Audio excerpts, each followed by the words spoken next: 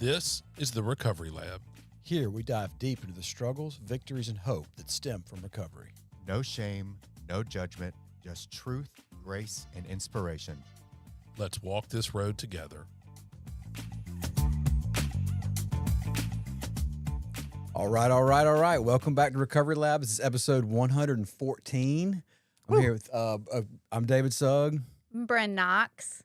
I'm Daniel Anderson. We are the Recovery Lab, and we are here this week with Amanda Gilmer, a peer support specialist at Magnolia Wellness and Recovery. Got some long-term continuous sobriety. You're friends with Brynn. You hung out in Austin. So I'm super excited. But before we even get into that, it's always fun to get on with a guest that I've heard so much good stuff about before we even sit down. You were mentioning Rachel before, and she was just complimenting how much attention you were giving to some of the girls at Fondren Recovery Homes, and really just trying to sit down and give them care that they don't have access to. Magnolia Wellness and Recovery is doing some really great work, and you're getting to be the star of that. So it's super cool to sit down and to meet somebody with such a big heart for work. And also, I love seeing the big book. Would you hold that up and let everybody see that?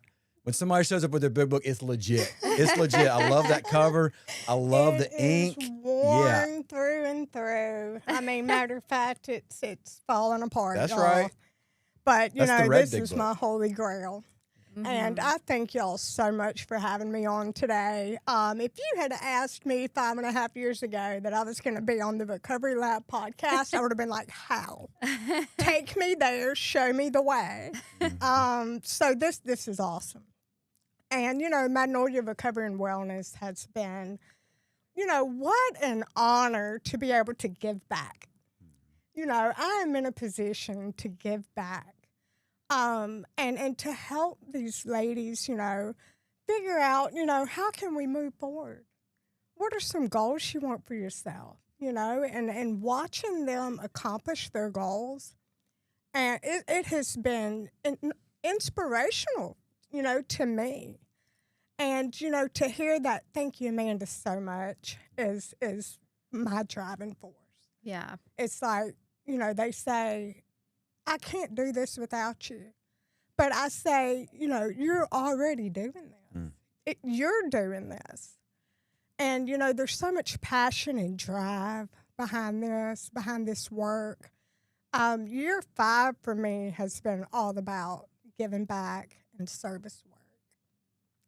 And I truly understand, what that looks like.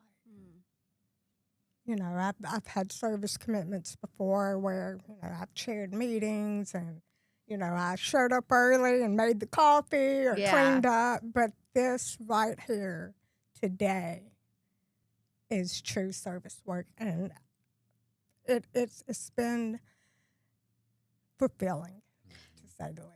So tell me about Magnolia and a little bit what you guys do and what you specifically do.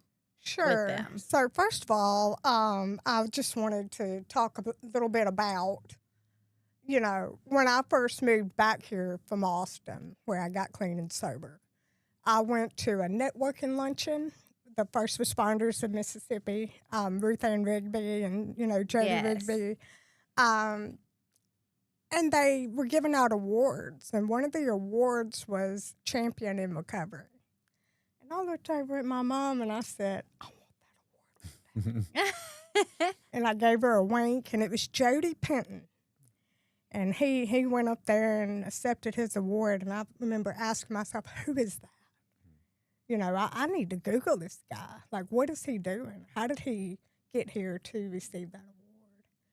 And so I did my research, and I found Magnolia Recovery and Wellness Foundation.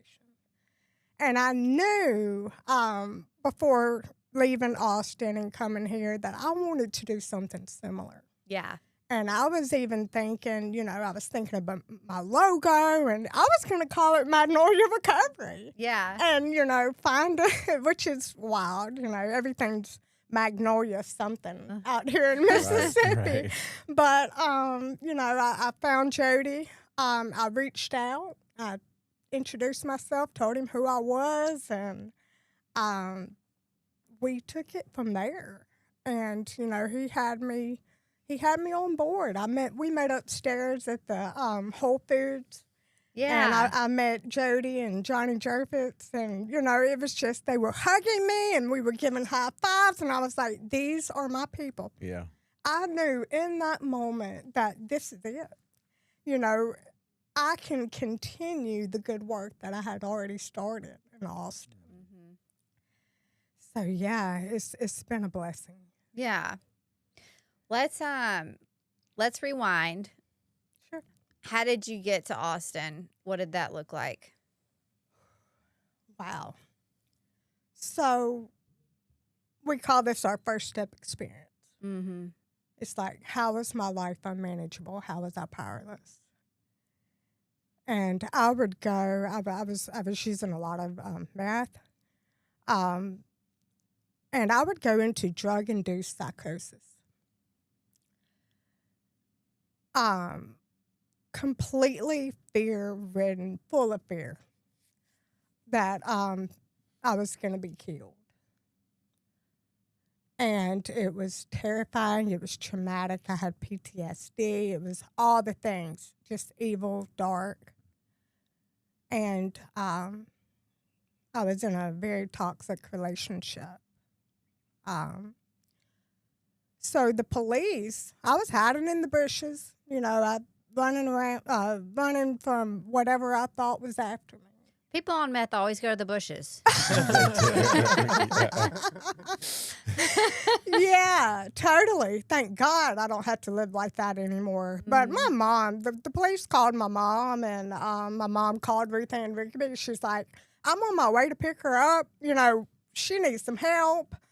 And Ruth Ann, she came out to the house, and they did an intervention. And my mom told me, she was like, Ruth Ann's on her way. I said, well, I'm not going to talk to her. Whew. I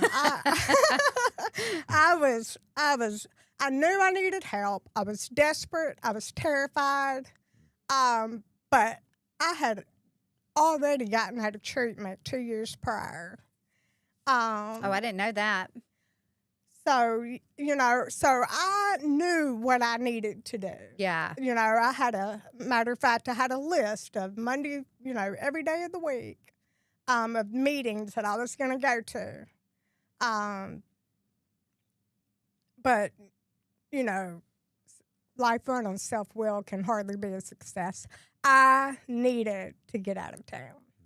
And I am so grateful. Ruth Ann put me on a plane, and, I ended up in my treatment center February the 7th of 2020. So, did she say anything in particular during that intervention that really, stuck with you?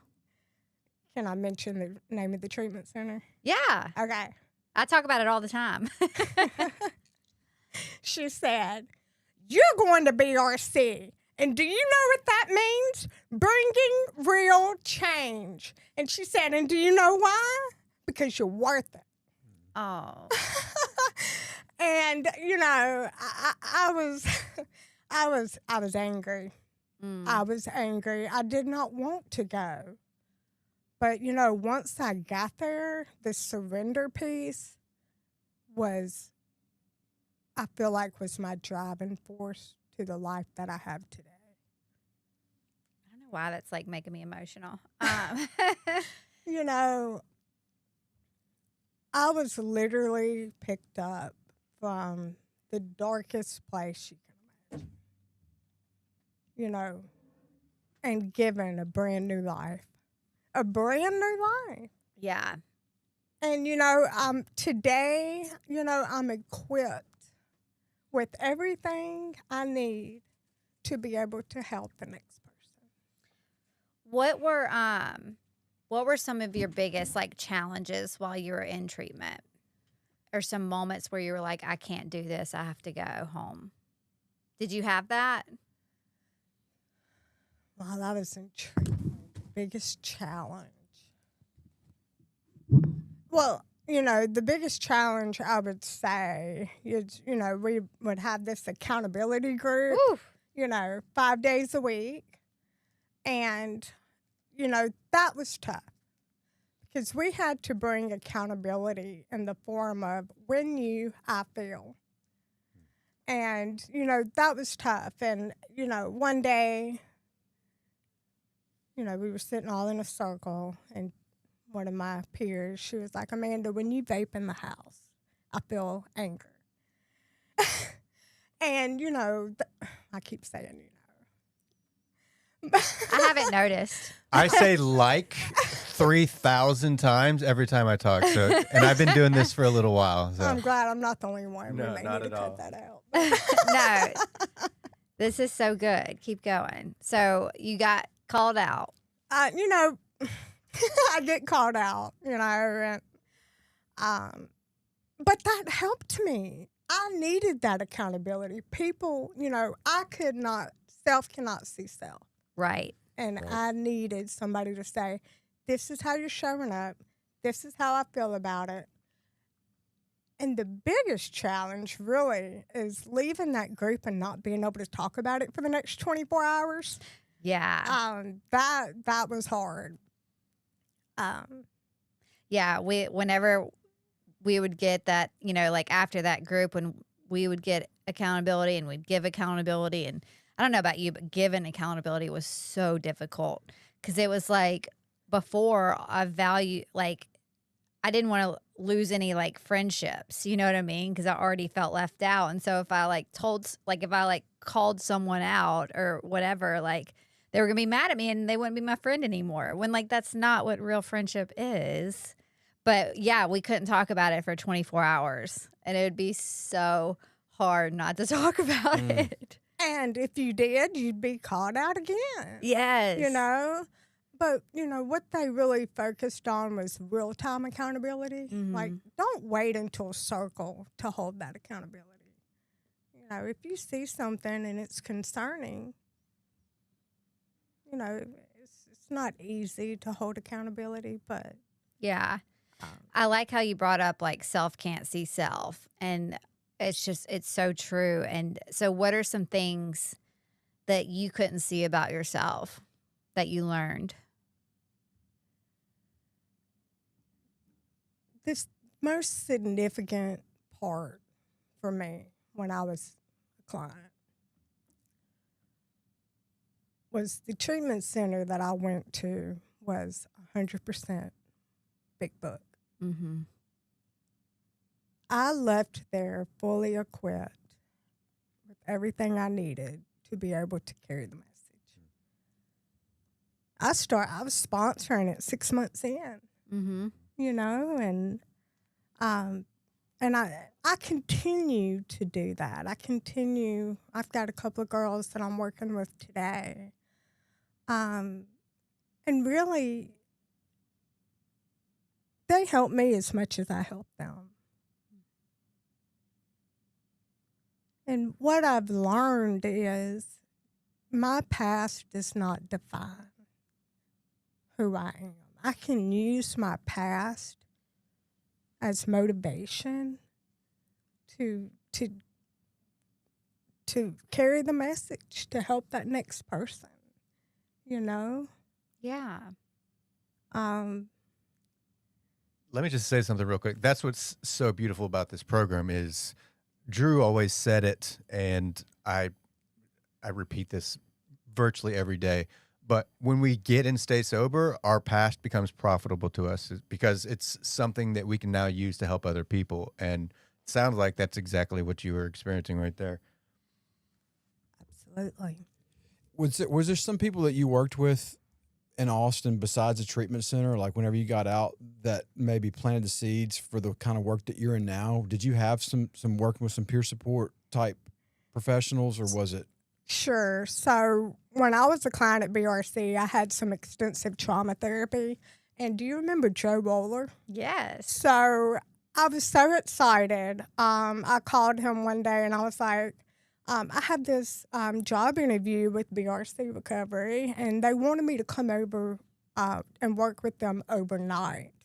And I was like, I don't know about an overnight. And then he called me. My little get well job was working at Marshall's, Mm-hmm. and I worked in the back of the department store and with the freight and unloading trucks and organizing. And he called me one day. He was like, "Are you still looking for a job?" I said, absolutely. And he wanted me, he got me the job out at McConnell Path. Mm-hmm. And that's where I started this whole, journey in addiction recovery.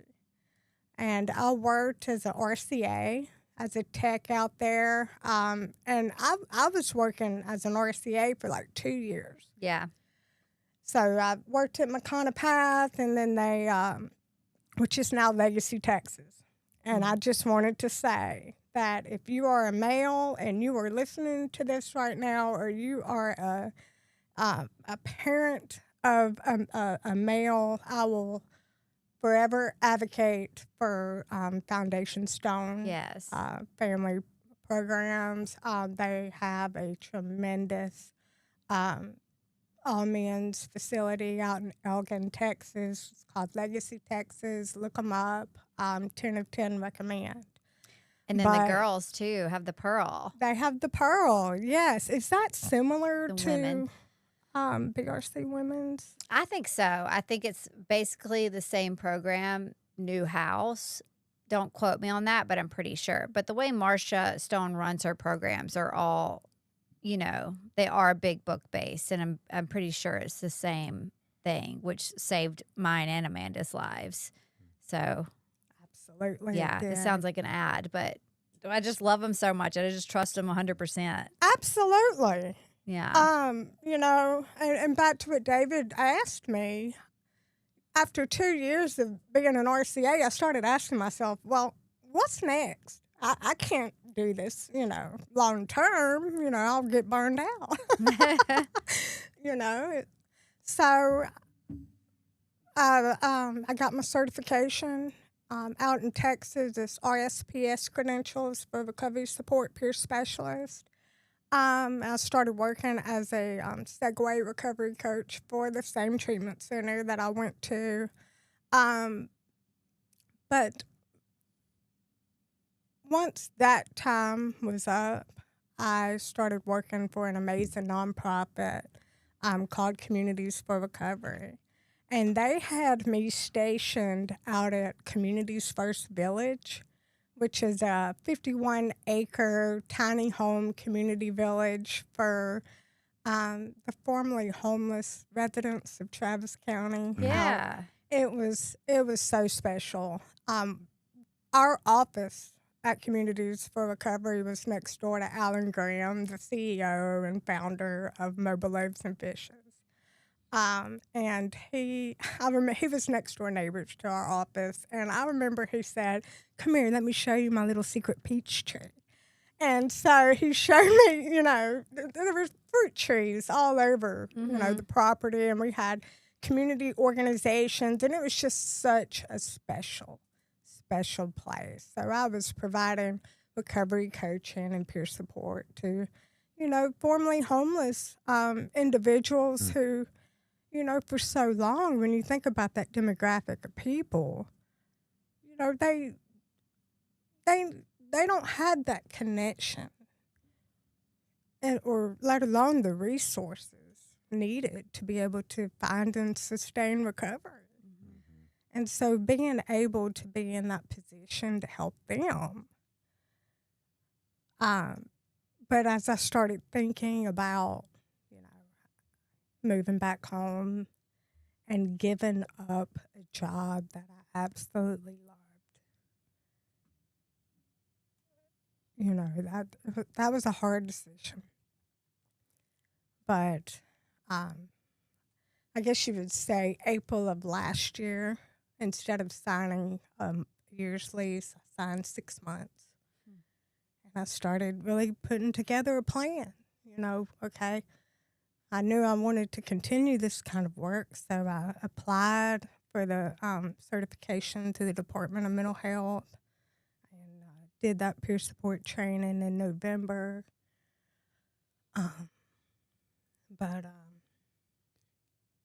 Can you tell me a bit about what a peer support specialist actually does for listeners who might not know that term? So if you think about the acronym RAMPART, okay, the first one is R, and that's the resource broker. Like, we provide all recovery, resources, any kind of resource really that you may need for your particular, whatever it is you might need. We're advocates, allies, and confidants, motivators, problem solvers, truth tellers. We're mentors, right? We sit down together and, I provide that listening ear, no judgment, and just really provide that space, for you to be able to, talk about whatever it is that you may be struggling with, or, and we set goals. We set goals and, really think about like long term. What can you do today to have a better tomorrow? Yeah. I think I need a peer support specialist. That's awesome. And so you've been doing that now in Jackson with Magnolia for how long? Let's say since beginning of April, Okay. maybe. Yeah. And what are you seeing the people in Jackson in most need of? What are they really needing? Guidance. Mm-hmm. A lot of these people, especially when you think about the demographic of people that may not otherwise be able to afford quality services, they're vulnerable. They're, and so being able to, provide these services to people that may not otherwise be able to afford, is beneficial. It's beneficial for sure. They just need, a friend. They need somebody that says, I've walked this road before. They need someone to encourage them and to motivate them. And, that's kind of what I'm here for. Yeah. I feel like I got so lucky because when I, my home life and my family, like when I got out of treatment, I didn't have to come home to an environment that wouldn't be beneficial to my recovery. And I think about people and I work with people that I know that they want to get sober, they want to stay sober so bad, and they want this recovery life, but their home life is just chaos and filled with drugs and with alcohol and drama and all the things. And it just breaks my heart. And I just want to rip them out of that environment and take them somewhere safe. Do you ever have? So important. So important. I will always advocate, if you don't have anything holding you back, to change your people, places, and things. Mm-hmm. It's important that when we do get out of treatment, that we don't go back to those same environments. Because really, it's not conducive to your recovery. Right. You've got to. Nothing changes if nothing changes. Mm-hmm. Yeah. Do you have any parts of the big book that you reference the most when you're working with people? I do. And one of my favorite parts is on page 63. It talks about God. And it talks about God and it says, being all powerful, He provides what we need if we keep close to Him and perform His work well. And I always reference that when, I want to encourage somebody, and that's what my experience shows me, that as a result of 100% given full measures to this program, if He's going to give me a brand new life, He's going to, He's going to do the same thing for somebody else. Mm-hmm. But I'll tell you, it talks about in the third step,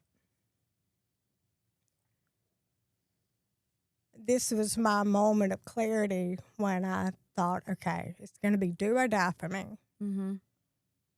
It says we must be rid of this selfishness. We must, or it kills us. God makes that possible. And I remember in that moment, I was like, okay, it's do or die for me. You know, the big book talks about all through, you know, we're on a life or death errand. And that's something that, you know, I've tried to get sober so many times. You know, I've been to AA, but I never truly grasped what AA was. And really, you know, read the book and understood, you know, I'm on a life or death errand. And if I don't get it right, the end result is not going to be good. What do you think the difference was? Like, because you had tried to get sober before, you had been in AA before, and then you got to this place in your life where it just seems like it had like a whole different meaning to you. Like, what do you think? What happened? My first step experience was so bad and so traumatic that I was willing to do whatever it took. Mm. You know, accepting the fact that I couldn't drink anymore was so hard. It took me a while to be able to accept the fact. You know, that acceptance piece is big for me too. But I knew that if I wanted a better life for myself, I did not want to get high anymore, because if I got high, I would go back into drug-induced psychosis. I would be back in the psych wards. I'm going to be thinking, you know, You're worst back in those case bushes, scenario. girl. You know? You know? But, you know,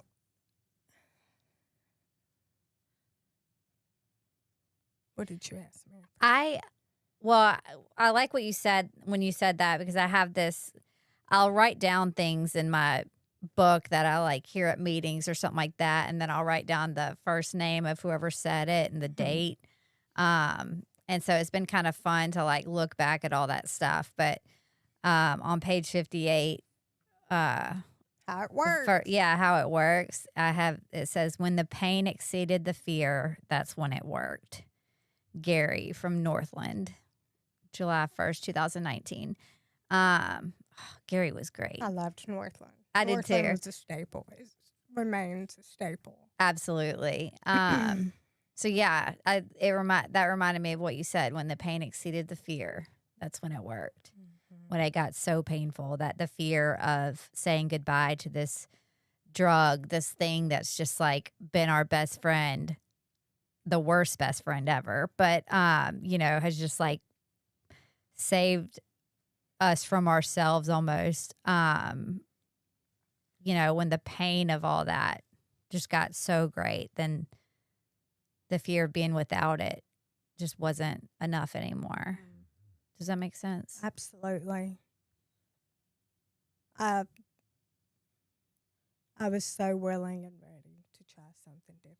And I'm so glad I did. So even today, I'm so grateful for the willingness that I have, you know, to continue in my daily disciplines, to continue and carrying the message, to answer the phone, even when I don't feel like it. You know, sometimes, you know, a sponsor will call and I'm like, but, you know, it's not about me. Because you never know what that phone call is going to be. Yeah. Were you like this at all before? Like, because you do have like an abnormally large heart for people. And you just know, like, that's all God. yeah. God has absolutely equipped me, has given me a brand new life, a brand new heart, desire, motivation, willingness to help the next person, you know? And I'm just so grateful to be able to, you know, he chose me. He chose me and countless others. You know, this isn't necessarily all about me. But the cool thing is I get to take everything I learned in Texas. God bless Austin, Texas. Thank you. I wrote a poem, and it's called Thank You, Austin. Oh, And I wish I had brought it with me. Maybe I can post it in the comments. yeah. Cool. But that place saved my life. Me too. You know, we built connections, valuable connections. But like I came here, you know, I moved to Jackson to be closer to my family. You know, I'm able to show up today and be a part of my son's life, his special needs, and, you know, give my parents a break for a little while and be that light and, you know, support also for him.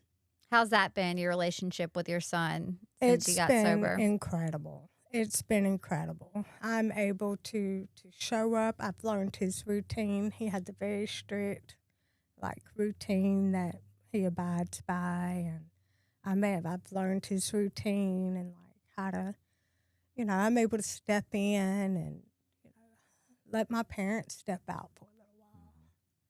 And he's got a fantastic nurse now through Embassy Home Health Care, which has been a godsend because ever since he turned 21,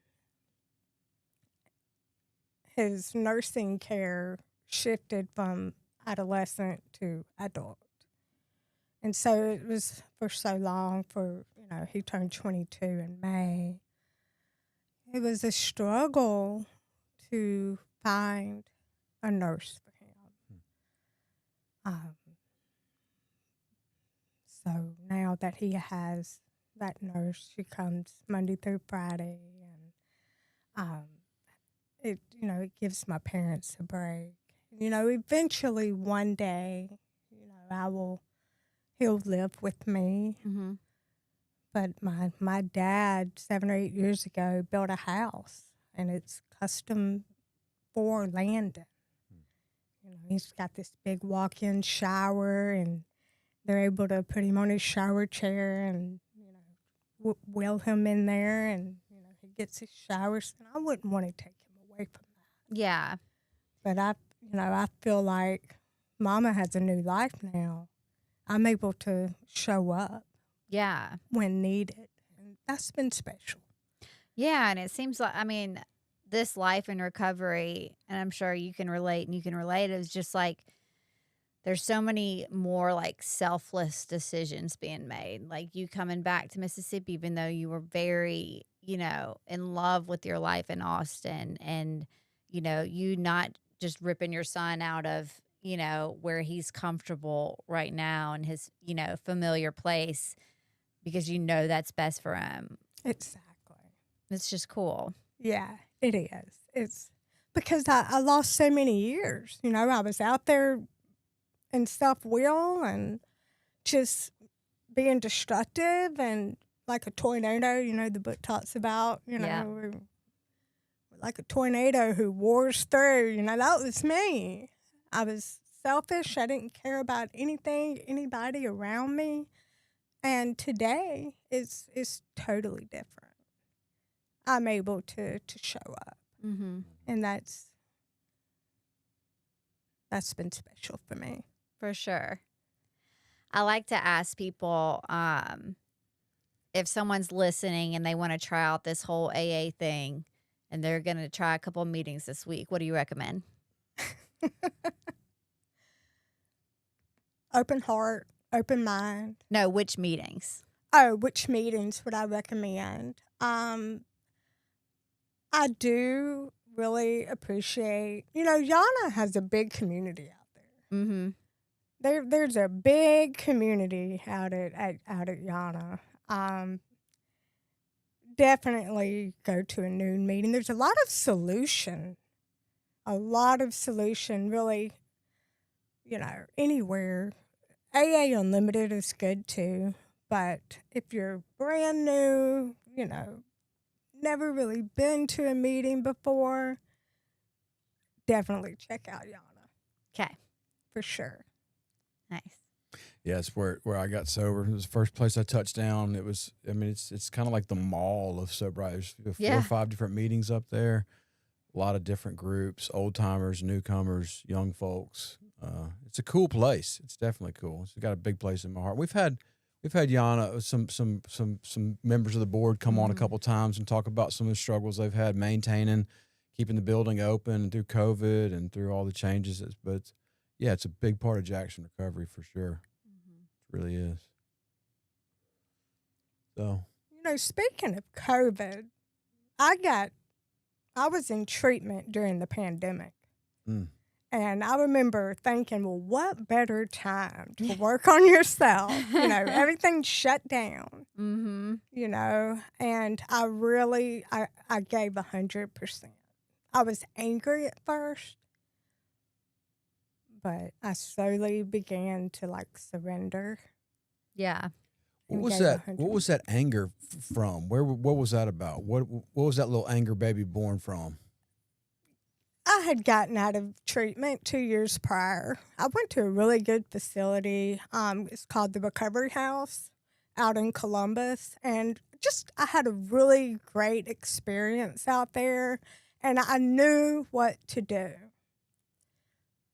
But, you know, then again, self can't see self, right? And the big picture here was I needed to get out of town. But I was angry because I wanted to try this. I knew what I needed to do. I was angry about having to go out to Texas, you know, brand new place, didn't really know what to expect. I think I was angry for like 2 weeks. And then finally, I remember after my 4th step, and, you know, we had 3 5th steps out there. Yeah, 3. Because, you know, this place was for the chronic relapser. I needed that. Yeah. What was one of your defects that showed up in all of them? Selfishness.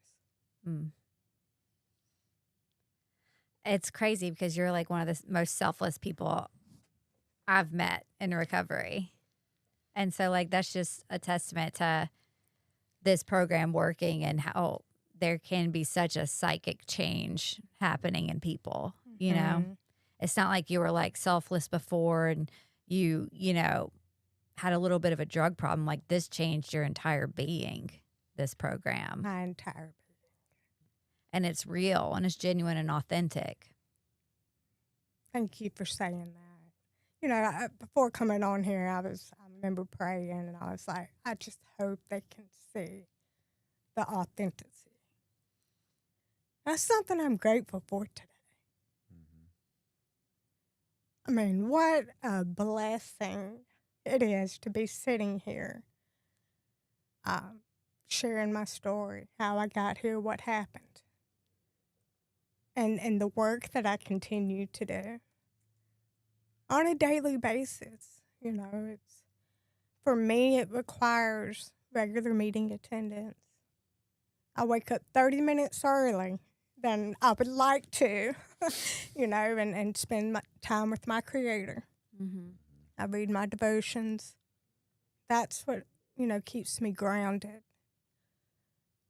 But working with others, being a peer support specialist, that's what keeps me going.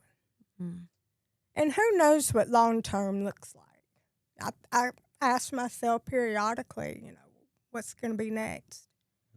You know, but I try not to, I have to stay in today. Today, in this very moment, I'm okay. This is what I love.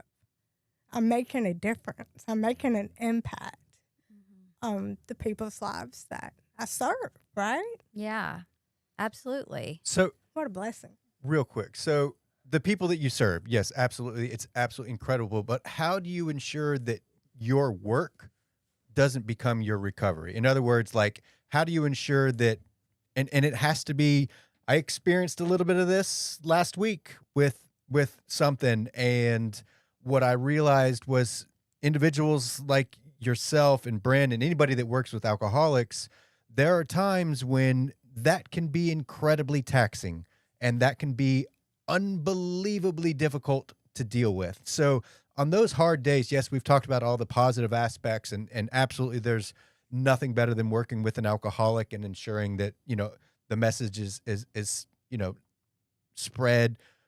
But what do you do on those days when you're just like, F it? I am so exhausted right now by, this call to this call, this person trying to find this person help, and then that not working out, you have to go to plan B, and then plan B doesn't work, you have to go to plan C, and plan C doesn't work, you have to go back to plan A, and then plan A is not working, so you got to go to plan Z right now, and then you're jumping. And how do you ensure that you are okay?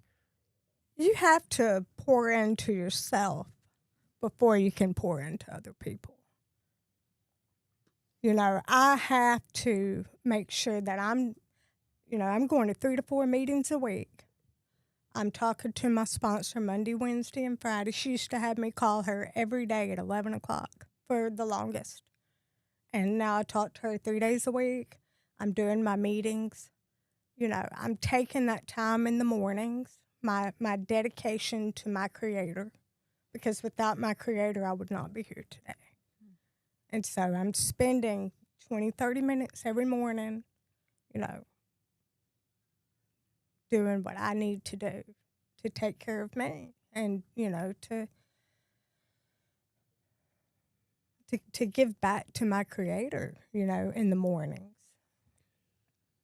Because without Him, this wouldn't be possible. Yeah. Self-care is very important, especially in this line of work, right? Mm-hmm. Aren't you a peer support specialist? I am. So you get it. I do. Is there a part of y'all's training that actually kind of recommends or requires a sabbatical where you just kind of take some time completely, get out of the trenches, get off the front line? Because we know the day-to-day maintenance has to happen. But is there like a semi-annual kind of, hey, I'm getting off, just because I've done some pretty intense work, and there's times that I've just got to just get out. Like I just get overwhelmed serving on boards, serving at steering committee, group conscience, or having some really needy sponsees. There's times I'm like, I'm DUN done. Like I got to get, is there a part of your training that encourages or supports that? Not that I've heard. But, you have to focus on balance. Yeah. It's about balance. And for me, I have to be careful not to overcommit or, maybe put these commitments into like rotation. Yeah. Like do this for a little while and do this for a little while. But really, for me, it's about balancing because I have a tendency to overcommit myself. Yeah. And I have to be watchful of that. Like if I do too much, where am I at in my family life? Mm-hmm. That's important. And I love what my sponsor says. She says your first home group is at home. And I love that when she said that because, that should be priority, right? That's cool. I've never heard that. Yeah. She told me that her sponsor had said that, so she passed it along to me. You heard it here, folks. Pass it along. You mentioned the tiny home village that you worked at, and then you mentioned some of the treatment that you went through, had just a special place that it was. And I think the work that you're doing now, you're trying to recreate that or be a part of that special place for people to kind of get back on their feet. Is there anything that you're seeing in the Jackson area, in the community area, that we need more of or maybe need less of to help create those? Because everything has to have a space to do it in. Like you're talking about, your first home group is your home. If we're not in a place, whether it's a treatment center or a healthy home or a safe place, we can't do this stuff. So from what you're seeing in the trenches right now in Jackson, what do we need more of or less of that can offer that kind of safety and accountability? Honestly, we need more of like all recovery. There's more than just AA and NA, but there are, all recovery, many pathways to recovery. Not everybody is going to want to do 12 steps of Alcoholics Anonymous or Narcotics Anonymous. And that's perfectly okay. Absolutely it is. It's okay. But, I'm going to be honest. I wasn't thrilled about AA myself. But I was at such a dark place that I was willing to do whatever, follow recommendations. But back to your question, David, I think maybe some more, safe, sober living houses. How many Find and Recovery homes do we have? There's 9 Find and Recovery homes. We got about 60 clients. Oh, beautiful. Yeah. That's amazing. It's pretty robust. It's a big business. That's awesome. Yeah. And yeah, having safe places for them to stay that's near transportation and 12-step meetings, and people can come in and work with sponsors and do that kind of stuff. It's like, it's not easy to provide that because, you got a lot of people in a small area trying to keep it comfortable. You're trying to keep the riffraff out. And it's a lot of work. It really is. Absolutely. But that's basically our 3 things is we're always concerned about are the people in a safe place where they can do recovery. Yeah, that's pretty much it. Is it safe? Or is the are the troublemakers out and can they do what they need to do? That's a big task, but somebody provided that for me, 15 years ago. That's what gave me a leg up. And if I hadn't had that, I never would. And Drew, he provided that place for me as founder of Recovery Lab. And if I hadn't had that, I know that I just would have been bouncing around. I would have gone live with some ne'er-do-well on the couch and would have been shooting dope again in, 1 week. So having that safe place is like, that's what we're fired up about. But for what we charge and what we do, we can't provide a whole lot more than that. We just can't do it just because we're not charging that much.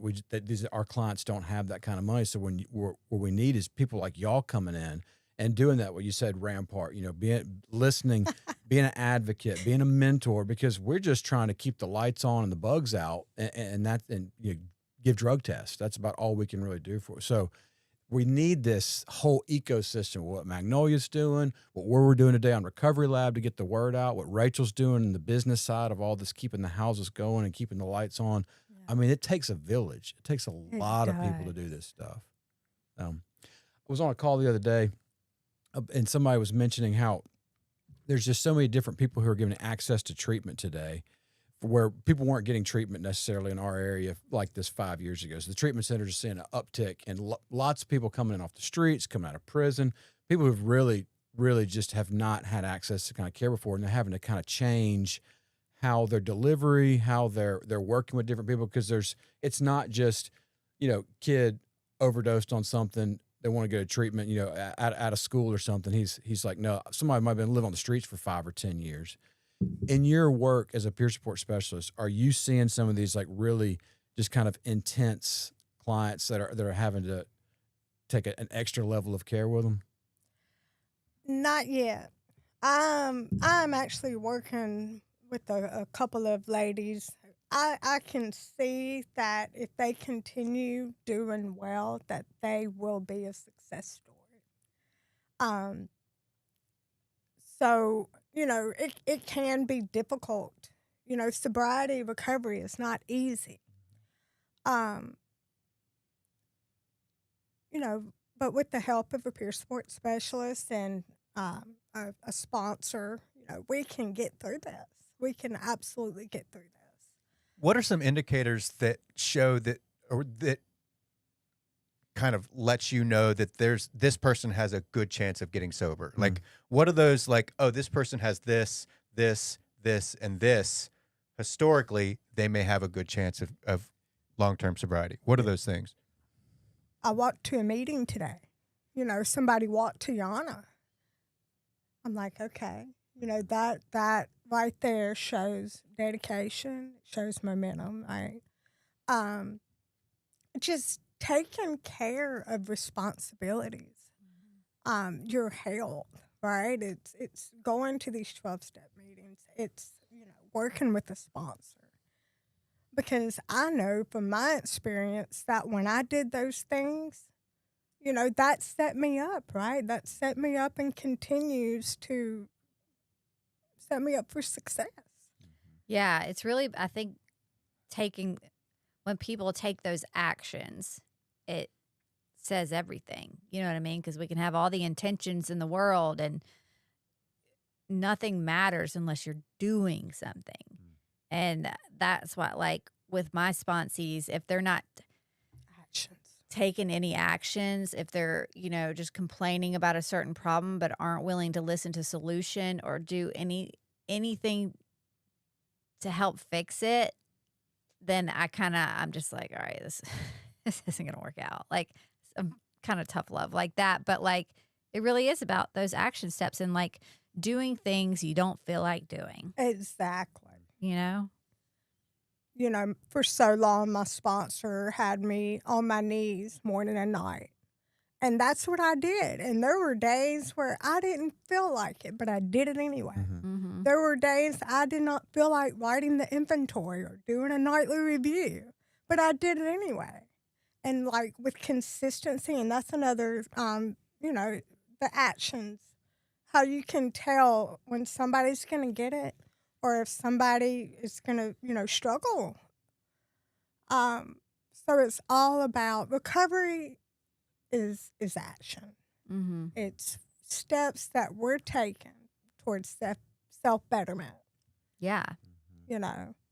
Do you still do nightly reviews every night? I'm so bad at it. Usually when, no. Okay, good. So it's not just me. I know that's like not a good message to send, but like I just am really bad at staying on top of that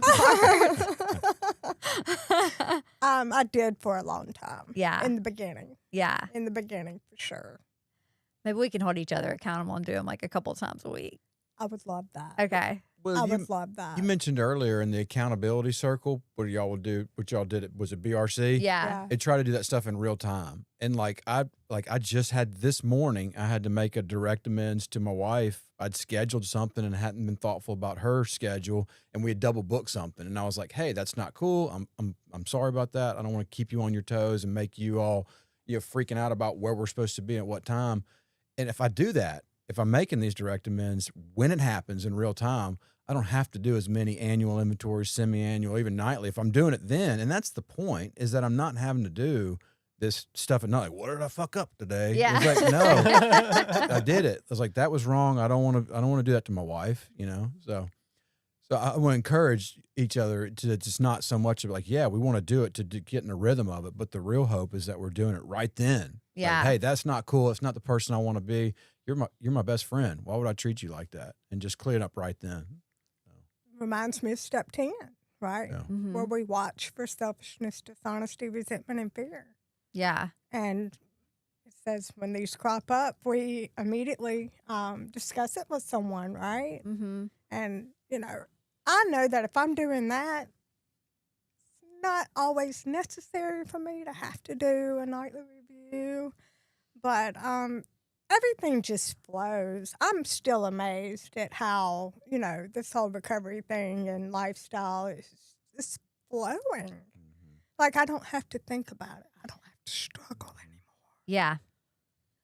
Yeah, an airplane takes so much energy to like go down the runway, get up to 400 miles an hour and like take off and get up to elevation. But once it's there, it can cruise. And I mean, sobriety's been like that. Like if just No turning back. and don't be an ass. Keep going the direction you're supposed to go. Help people when you can. It's not, but that struggle of like the first year or two of sobriety, like that's one of the reasons that I continue to do the stuff that I do today is because I do not want to go back through that because it was so much work. You know, 10 meetings a week, working with different sponsors, therapy, drug tests, paying probation fines. I mean, it was just nonstop. And it was grueling. It sucked. But I don't want to ever do that again. And now it's just like, go to some meetings, try to be of service. And it's like, I get to have this life? Come on. Be a jackass to say like, no, I don't want to keep doing this. Oh. Yeah, I want to speak to that. Not too long ago, I heard in a meeting, some lady was talking about how condors, like some of them have like 90,000 foot like wingspans and like So they have to work really, really hard to get up to the jet stream. But once they get up to the jet stream, Cruise. they can cruise. And that's the way I brought this up in that meeting. I was like, I think that I'm going to be 90 years old in a meeting talking about, 30 years ago, I heard someone talking about how a condor can fly. And there was something about that really clicked with me. It's I can, that first early sobriety is a bitch. It can be really hard. Yeah. Like if it's not really hard, like, I don't know, like maybe you're Doing it super wrong. right or something. but like when I mean, it was such a, and those little things happen more often than not when I go to a meeting, which is why I love Alcoholics Anonymous. But it's for me, my visual representation of that was me flapping my wings is me trusting God in early sobriety to help me get to a raised level, a higher level, something that's away from the being locked into addiction. And once I put that work in, and God's going to help me, he's going to provide wings, to get up to that level. Absolutely. And then once we get to that level, I can just relax and trust God with the results, and just cruise for days and days and days. Now, every once in a while, like I can't rest on my laurels. I've got to do a little bit more work to get up to the next jet stream, right? And then once I get up to that level, God's like, okay, all right, we got this. So for me, it's all about, putting that hard work in at the beginning, and then learning to trust God with the results, and just being able to sit back and relax. And Denise Marsters, this is another thing. She said this at Beagle Pack years and years and years ago, and it's something that sticks in my head. It's the same type of thing. Like she said that she spent years and years and years in an inner tube just trying to paddle up the stream, right? It was just hard. And then as soon as she took those arms up and just cruised down the river, guess what? Life became pretty manageable and pretty easy. Well, not easy, but became manageable. So, I don't know. I just wanted to throw in my 2 little cents on that. I love that story. Is a condor a bird? Yes. Okay. Yes. Okay. I just needed to know that. If it was a bird or a plane. I was going to Google it. It might be But that's both, cool. Yeah. I like those. That's really cool. Well, I mean, is there anything that we haven't asked you that you wanted to talk about or share about, or anything else we missed? I like what Daniel was talking about, resting on your laurels. I have to be careful about that. Mm-hmm. It's important to stay in the work and to continue to take the actions. But I just wanted to say that if you're watching and you're listening and you're struggling, to know that there is support. I'm here for you. There's a lot of resources out there. Can I throw my number out there? Yeah. Where can people find you? Yeah, so feel free to call or text me at 601-978-0600. You can also learn and read about Magnolia Recovery and Wellness Foundation at mrw-foundation.org. And again, I'm super grateful for you guys having me. We're glad to have you. If you had told me that I was going to be on the Recovery Lab podcast 5.5 years ago, I would have asked you how, and how can I get there? How.